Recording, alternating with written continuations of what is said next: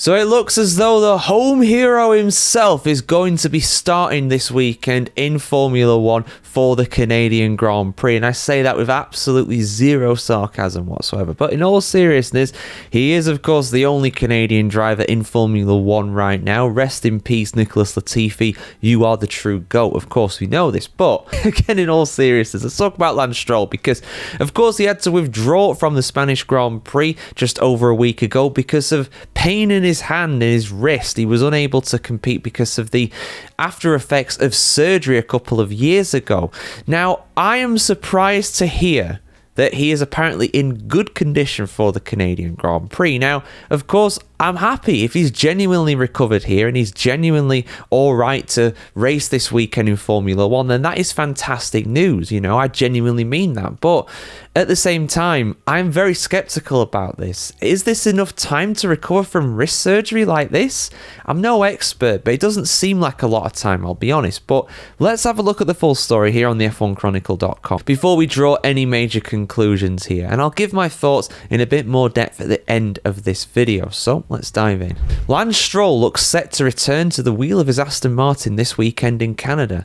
The 26-year-old's participation in his home race in Montreal is in doubt after he sat out Barcelona at the last minute with a flare-up on his 2023 cycling accident injury. Lance Stroll, who is of course the son of team owner Lawrence, went under surgery in the Spanish city last week, with reserve driver Felipe Drugovich put on standby for Canada, even though he is officially slated to contest Le Mans this weekend in France.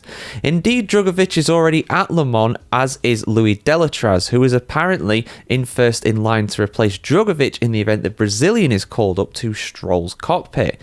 I've read a lot of articles about it, Delatraz told France's Auto Hebdo, but on my side there hasn't really been any discussions with Cadillac or Action Express Racing. I imagine it's a possibility, but I'm involved in an LMP2 program that I'm very happy with, and it's very difficult to make a change now, he added. I don't think I'll be in the Cadillac at Le Mans. It's complicated for everybody.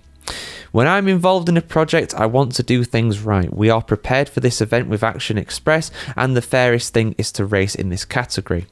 Indeed, the latest whispers from Stroll and Aston Martin's camps is that Lance is already well enough to race in Montreal this weekend. Next in line after Drugovich to replace Stroll is Stoffel Van Dorn, who is also racing at Le Mans this weekend. We haven't really had any discussions with Aston Martin, the Belgian revealed.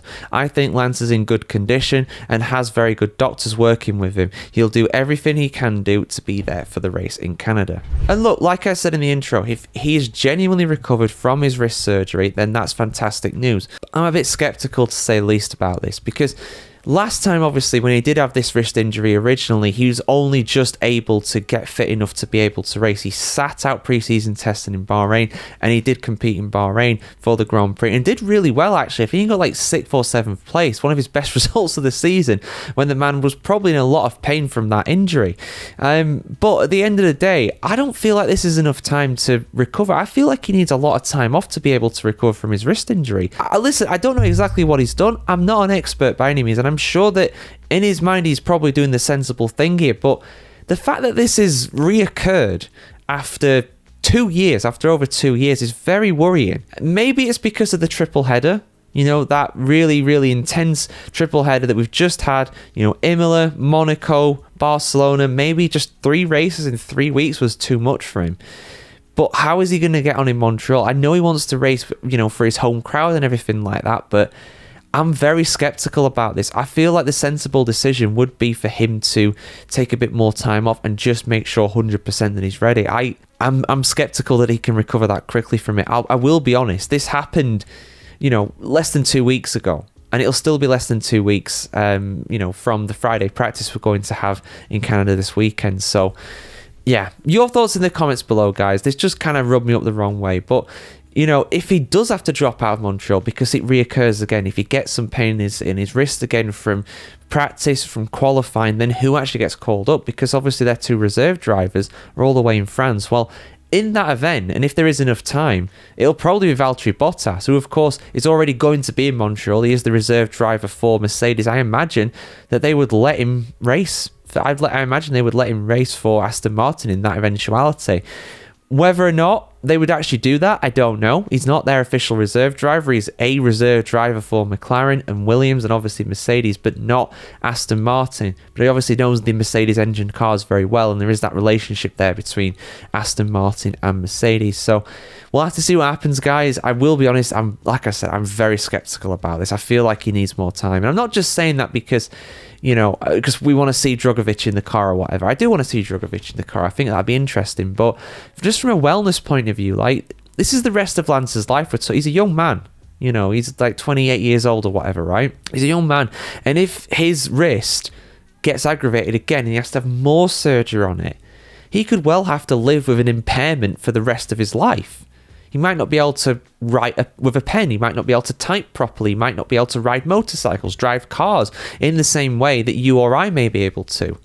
This isn't just about Formula One. This is about the rest of his life. So he's got to be very careful with this, in my opinion. But we'll see what happens, guys. Medical professionals have probably advised him that he can do it, but I don't know what they will have said to him. They might have said to him, you probably should wait a bit, but if in that case, he's not heeded that advice, reportedly. So yeah, like, share, comment, subscribe as always, guys, and we'll see you soon for much more content on the world of Formula One just like this. Have a great time wherever you're in the world today, and we'll see you very soon.